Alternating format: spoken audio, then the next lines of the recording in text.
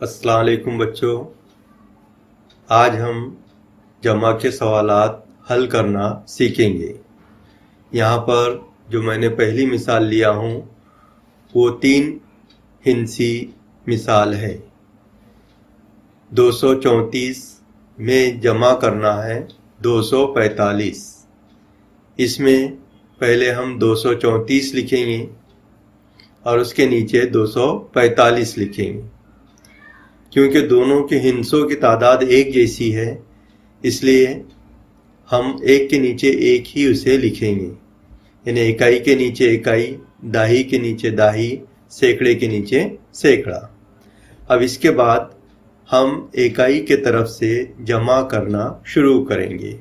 तो हमारे इकाई में ऊपर के अदद में 4 है, नीचे के अदद में 5 है। इन दोनों की हम जमा करेंगे।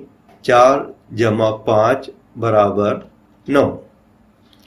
उसके बाद में दाही के मुकाम पे 3 और नीचे के मुकाम पर 4 है, तो 3 जमा 4 बराबर 7। इसी तरह सैकड़े के मुकाम पर ऊपर भी 2 है और नीचे भी 2 है, तो 2 और 2 4। इस तरह इसका जवाब आ गया है 479। अब हम दूसरी मिसाल देखेंगे। इसमें एक अदद 3 हिंसी है और दूसरा अदद 2 हिंसी है।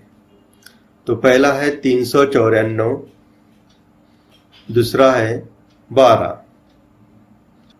अब हम इनकी जमा करेंगे, लेकिन यहाँ पर देखेंगे कि इकाई के नीचे इकाई में 4 है और उसके नीचे दूसरी इकाई में 2 है।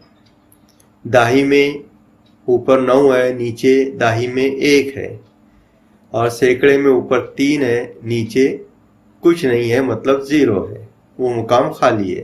तो हम इकाई की जमा इकाई के साथ करेंगे, दाही की जमा दाही के साथ करेंगे। इसी तरह 4 जमा 2 6।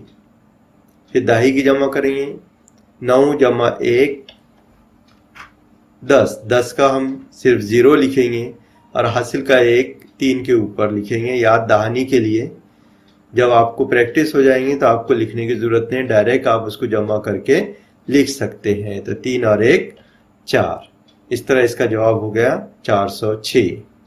अब हम तीसरी मिसाल देखेंगे।